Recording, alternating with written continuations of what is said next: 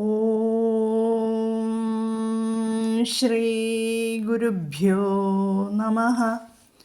ഓം ശ്രീ പരമാത്മനേ നമഃ. ഓം ശ്രീ ലളിതാംബികായൈ നമഃ. ഓം നമോ നാരായണായ. ഓം നമോ ഭഗവതേ വാസുദേവായ. നമസ്തേ സജ്ജനങ്ങളെ. ഇന്ന് നമുക്ക് വിഷ്ണു സഹസ്രനാമ സ്തോത്രത്തിലെ 25ാമത്തെ ശ്ലോകത്തിൻ്റെ അന്വയാർത്ഥങ്ങളാണ് പഠിക്കേണ്ടത്. 25, 26, 27 ശ്ലോകങ്ങളുടെ പാരായണം നമ്മൾ വിശദമായി പഠിച്ചു. ഇനി ഓരോ ശ്ലോകങ്ങളിലെയും അന്വയാർത്ഥങ്ങൾ പഠിക്കാം. 25ാമത്തെ ശ്ലോകം. ആവർത്തനോ നിവൃത്താത്മാ സംവൃത സംപ്രമർദ്ദനഃ അഹസ്സംവർത്തകോ വൻഹിരനിലോ ധരണീധരഃ. ഇതാണ് ആ ശ്ലോകം. ഇതിൻ്റെ പദച്ഛേദങ്ങൾ 8 പദച്ഛേദങ്ങളാണ്, 8 നാമങ്ങളാണ് ഈ ശ്ലോകത്തിലുള്ളത്.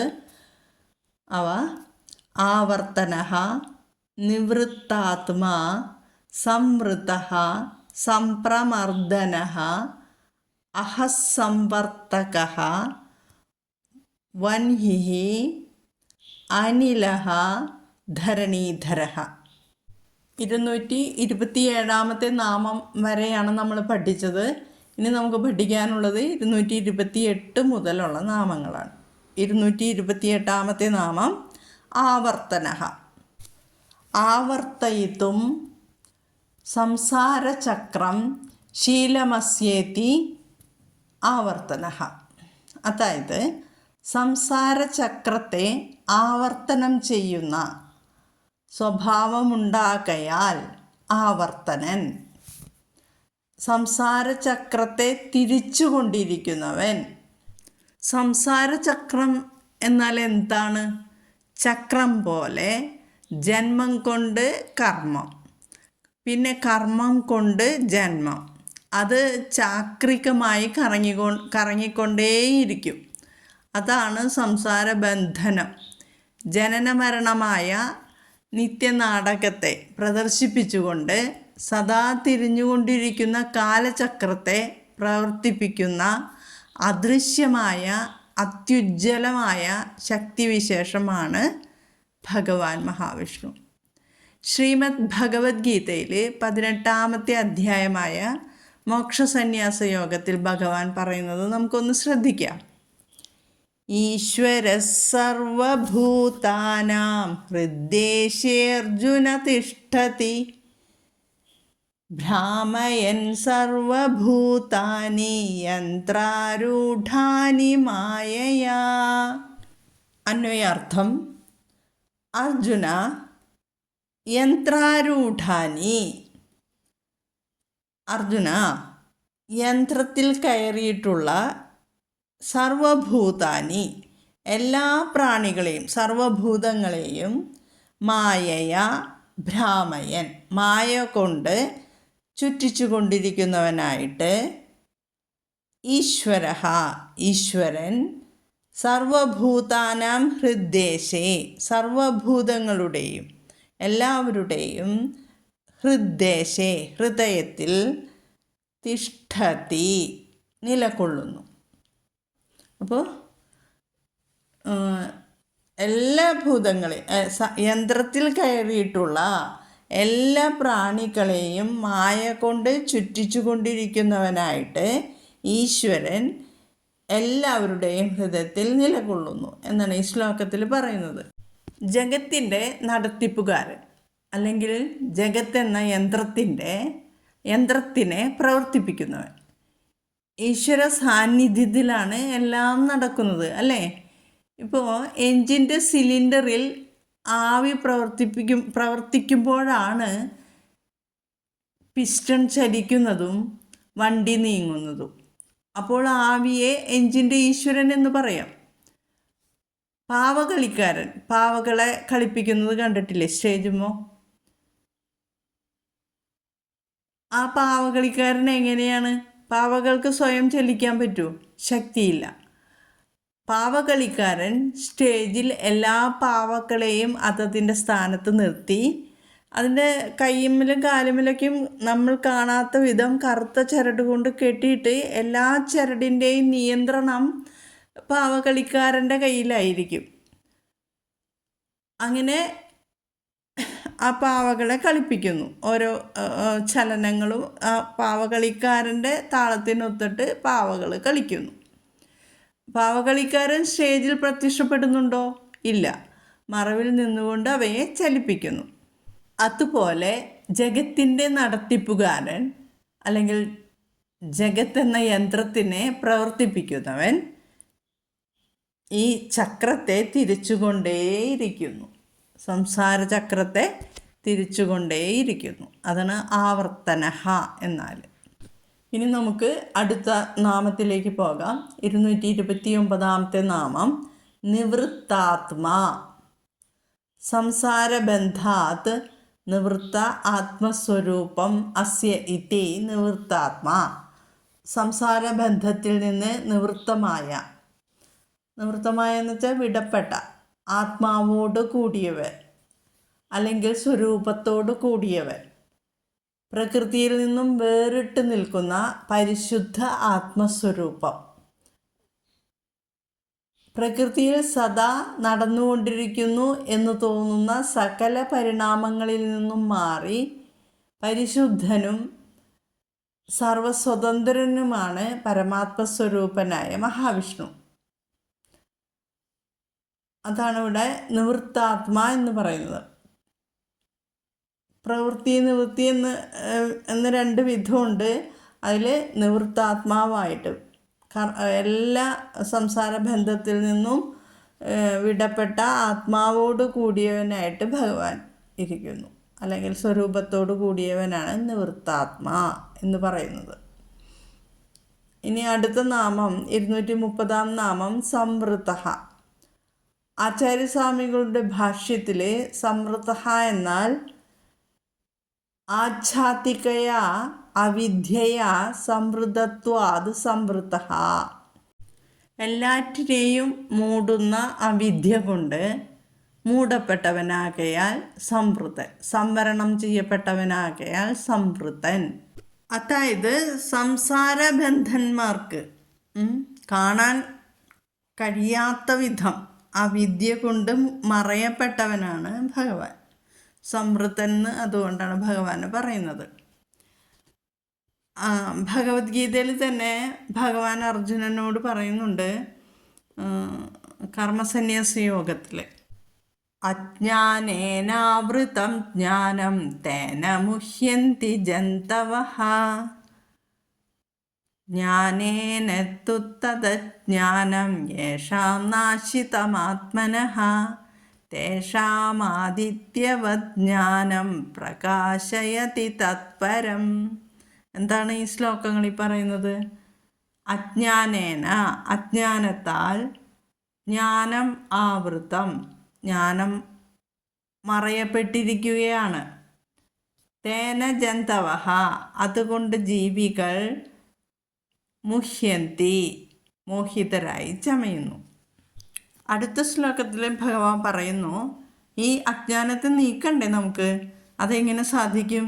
ജ്ഞാനേന തു തദജ്ഞാനം യേഷാം നാശിതമാത്മനഃ തേഷാമാദിത്യവത് ജ്ഞാനം പ്രകാശയതി തത്പരം. ആത്മജ്ഞാനം കൊണ്ട് ആരുടെ ആ അജ്ഞാനം നശിപ്പിക്കപ്പെടുന്നുവോ അവർക്ക് ജ്ഞാനം സൂര്യനെ പോലെ ആ പരമതത്വത്തെ പ്രകാശിപ്പിക്കുന്നു. അജ്ഞാനം ആത്മസ്വരൂപത്തെ മറച്ചു കളയുന്നത് കൊണ്ടാണ് ജീവൻ സംസാര ദുരിതങ്ങൾക്ക് വിധേയനായി തീരുന്നത്. ജ്ഞാനോദയത്തിൽ അജ്ഞാനം നീങ്ങുന്നു. അപ്പോൾ ഇവിടെ സംവൃതഃ എന്ന് പറഞ്ഞാൽ സംസാരബന്ധന്മാർക്ക് കാണാൻ കഴിയാത്ത വിധം അവിദ്യ കൊണ്ട് മറയപ്പെട്ടവൻ എന്നുള്ള അർത്ഥത്തിലാണ്. ഇനി 231 നാമം സംപ്രമർദ്ദനഃ. സമ്യക് പ്രമർദയതീതി രുദ്രകാലാദ്യാഭിർവിഭൂതിഭിരിതി സംപ്രമർദ്ദനഃ. സമ്യക് പ്രമർദയതീതി രുദ്രകാലാദ്യാഭിർവിഭൂതിഭിരിതി സംപ്രമർദ്ദനഃ. അതായത് രുദ്രൻ, കാലൻ തുടങ്ങിയ വിഭൂതികളെ കൊണ്ട് എല്ലാവരെയും എല്ലാ വശങ്ങളിൽ നിന്നും മർദ്ദിക്കുന്നതിനാൽ സംപ്രമർദ്ദനൻ എന്നാണ് നാമം അന്വയാർത്ഥം. ഇവിടെ സദാ വിഷയസുഖങ്ങളിൽ മുഴുകി ദുഷ്ടചിത്തന്മാരായി ബഹിർമുഖന്മാരായി രാക്ഷസ പ്രകൃതിയിൽ ജീവിക്കുന്നവരെ ഒരു ദയയുമില്ലാതെ ശിക്ഷിക്കുന്നവനാണ് ഭഗവാൻ. ഏതൊക്കെ രൂപത്തിലെ ശിക്ഷിക്കുക? രോഗം, നാശം, മേൽഗതിയില്ലാതെ ജീവിക്കുക, പിന്നെ മരണം എന്നീ രൂപത്തിലാണ് ശിക്ഷിക്കുക. മനുഷ്യരുടെ അഹങ്കാരം, ദുരഭിമാനം മുതലായ നീചവാസനകളെ പാടെ നശിപ്പിക്കുന്നവനാണ് ഭഗവാൻ. ഇനി അടുത്ത നാമം നാം മനസ്സിലാക്കാം. 232 നാമം അഹസ്സംവർത്തകഃ. സമ്യഗ്ഗഹനാം പ്രവർത്തനാത് സൂര്യഃ അഹസ്സംവർത്തകഃ. വേണ്ട പോലെ അഹസ്സുകളെ പ്രവർത്തിപ്പിക്കുന്നവനാകയാൽ സൂര്യനായ ഭഗവാൻ അഹസ്സംവർത്തകൻ. ഇതാണ്. അതായത് അഹസ് എന്ന് വെച്ചാൽ ദിവസം, അഹസ്സിനെ ദിവസത്തെ ഉന്മേഷപൂർവം ഉണർത്തുകയും ഉത്സാഹപൂർവം പ്രവർത്തിപ്പിക്കുകയും ചെയ്യുന്നവനാണ്. സൂര്യോദയത്തോടു കൂടിയാണല്ലോ ദിവസപ്പിറവിയും സകല ജീവജാലങ്ങളുടെ ഉണർവും അത്യുത്സാഹകരമായ പ്രവർത്തനവും തുടങ്ങുന്നത്. ഈ ഉണർവും ഉത്സാഹവും സകല ജീവികൾക്കും തേജോരൂപത്തിൽ പകർന്നു കൊടുക്കുന്ന പരമശക്തി സ്വരൂപനാണ് ആദിത്യൻ. ആദിത്യൻ തന്നെയാണ് വിഷ്ണു. ഭഗവത്ഗീതയിൽ ഭഗവാൻ ഈ തത്വം വിവരിക്കുന്നുണ്ട്. യദാദിത്യഗതം തേജോ ജഗദ്ഭാസയതേഖിലം യച്ചന്ദ്രമസി യച്ചാഗ്നൗ തത്തേജോ വിദ്ധി മാമകം. ജഗത്തിനെ മുഴുവൻ പ്രകാശിപ്പിക്കുന്ന സൂര്യ തേജസ് ഞാനാണ് എന്നറിയൂ. ചന്ദ്രൻ്റെ പ്രകാശവും അഗ്നിയിലെ ചൂടും എൻ്റേതാണെന്ന് മനസ്സിലാക്കൂ എന്നാണ് അവിടെ പറയുന്നത്. അധ്യാത്മരാമായണത്തിൽ ശ്രീരാമനും രാവണനും തമ്മിലുള്ള യുദ്ധം കൊടുമ്പിരി കൊണ്ടിരിക്കുന്ന സമയം അല്ലേ, ആരാണ് ജയിക്കുക എന്നുള്ള ഒരു ഇതില്ല, ആരും തോൽക്കുന്നില്ല, ആരും ക്ഷീണിക്കുന്നില്ല. അങ്ങനെയുള്ള ഒരു സമയത്ത് അഗസ്ത്യമുനി ശ്രീരാമചന്ദ്രൻ്റെ തേരിൽ വന്ന് ഇറങ്ങുന്നുണ്ട്. എന്നിട്ട് എന്താണ് പറഞ്ഞു കൊടുക്കുന്നത്? ജയിക്കാൻ വേണ്ടിയിട്ട് ആദിത്യമന്ത്രം അല്ലേ, ആദിത്യ ഹൃദയ മന്ത്രമാണ് ഉപദേശിച്ചു കൊടുക്കുന്നത്. അത്രയും ശക്തിയുണ്ട് ആദിത്യമന്ത്രത്തിന്.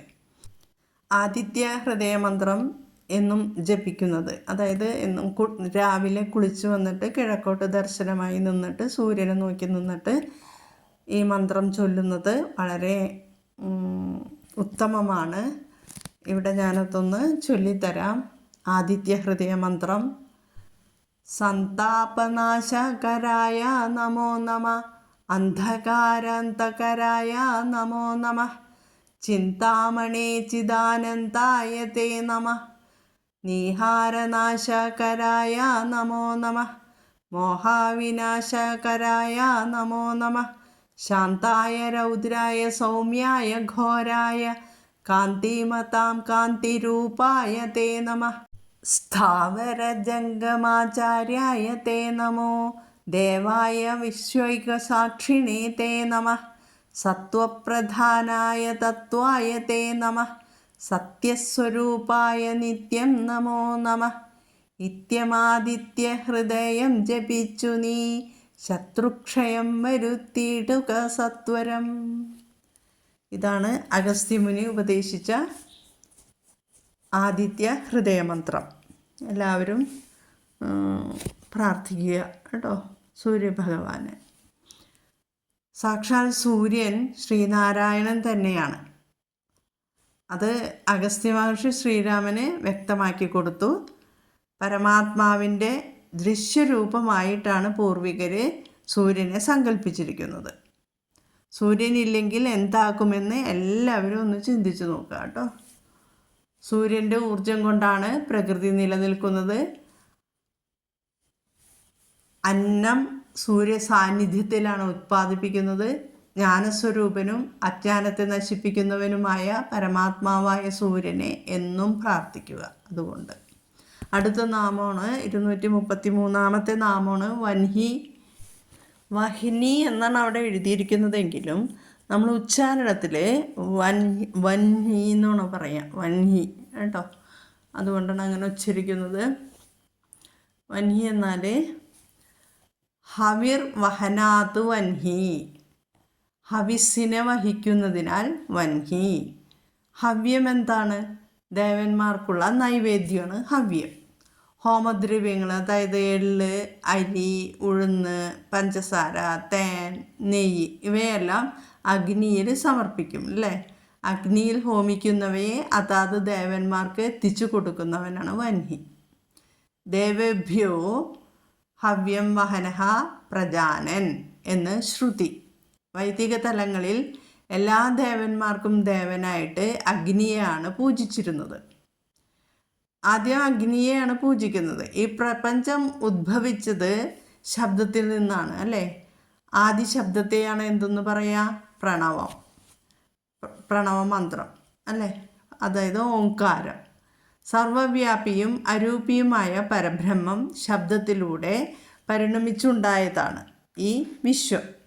ആദിശബ്ദമായ ഓംകാരത്തിൽ നിന്ന് മനസ്സും ആകാശവും വായുവും ഉണ്ടായി. പക്ഷേ ഇവയെല്ലാം മനുഷ്യന് അദൃശ്യമായിരുന്നു.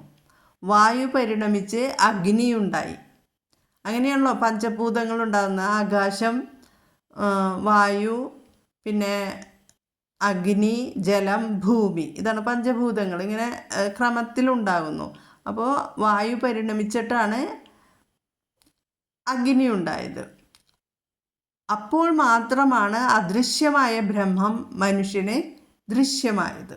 അതുകൊണ്ട് അഗ്നിയെ ബ്രഹ്മത്തിൻ്റെ പ്രതിരൂപമായിട്ടാണ് കാണുന്നത്.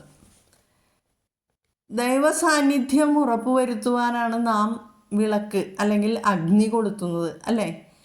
വിളക്ക് തെളിയിച്ച് ദേവസാന്നിധ്യം ഉറപ്പുവരുത്തിയതിന് ശേഷമാണ് മംഗളകർമ്മങ്ങൾ ആരംഭിക്കുക. അഗ്നിദേവനെ സ്തുതിക്കുന്നതിലൂടെ പരമാത്മാവായ ഭഗവാനെ തന്നെയാണ് നമ്മൾ പ്രകീർത്തിക്കുന്നത്. ഇനി അടുത്ത നാമം 234 നാമം അനിലഹ. അനിലൻ എന്ന് പറഞ്ഞാൽ വായുദേവൻ അല്ലേ. കഴിഞ്ഞ അർത്ഥം പറഞ്ഞപ്പോൾ ആദിശബ്ദമായ ഓംകാരം പരിണമിച്ച് മനസ്സ്, ആകാശം, വായു എന്നിവ ഉണ്ടായി എന്നും വായു പരിണമിച്ച് അഗ്നി ഉണ്ടായി എന്നും വിവരിച്ചു. അഗ്നിക്ക് മുമ്പ് വായുവാണ് ഉണ്ടായത്. വായു എന്നാൽ എന്താണ്? അത് പ്രാണനാണ്. എല്ലാ ജീവികളുടെയും ഉള്ളിൽ പ്രാണനായി നിലനിൽക്കുന്നത് ഭഗവാൻ മഹാവിഷ്ണു തന്നെയാണ്. 3-4 അർത്ഥങ്ങൾ ഇവിടെ പറയുന്നുണ്ട് ഭാഷ്യത്തിൽ. അതായത് അനിലയഃ അനിലഃ. അനിലയഃ നിശ്ചിതമായ, നിലയം എന്ന് വെച്ചാൽ വാസസ്ഥാനം. അപ്പോൾ അനിലയഃ എന്ന് ഓപ്പോസിറ്റ്, വിപരീതം. നിശ്ചിതമായ ഒരു വാസസ്ഥാനമില്ലാത്തതിനാൽ അനിലയൻ, അനിലൻ, അതുതന്നെയാണ് അനിലൻ. ഇനി അടുത്തത് അനാദിത്വാത് അനിലഹ. അനാദിത്വാത്, അനാദിയാകയാൽ അനിലൻ. ഇനി അടുത്ത നാമത്തിലേക്ക് പോകാം. 235 നാമം ധരണീധരഃ. ധരണി എന്നാൽ എന്താണ്? ഭൂമി.